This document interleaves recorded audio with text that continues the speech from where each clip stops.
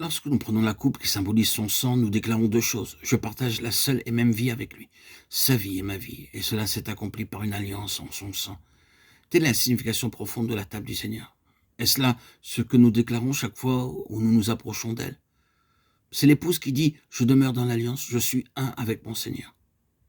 Nous chantons souvent « Jésus, mon berger, mon époux, mon ami », et c'est la nature de notre union avec lui. C'est là réellement ce que signifie être un chrétien. Puisse notre christianisme être délivré de tout ce qui serait moindre que cela. Mais lorsque la relation a été établie dans son sang, son but commence. Nous sommes à lui pour son plaisir, et non pour le nôtre. Il nous a créés pour son plaisir, opérant en nous ce qui lui est agréable. Hébreux 13, 21. Afin que nous servions à célébrer sa gloire. Éphésiens 1, 12. Afin que vous annonciez les vertus de celui qui vous a appelé. 1 Pierre 2, 9.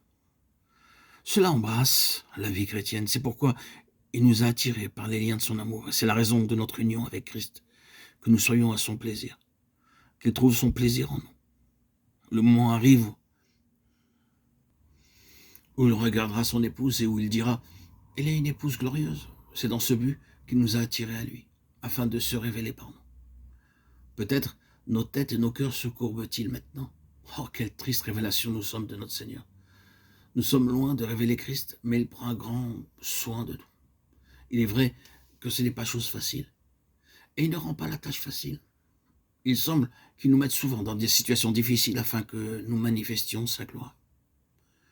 Il avait été donné à Paul une écharpe dans la chair, un ange de Satan pour le souffleter. 1 Corinthiens 12, 7.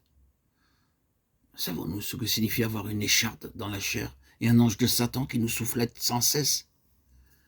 Paul nous dit qu'il a apporté cela 3 fois au Seigneur.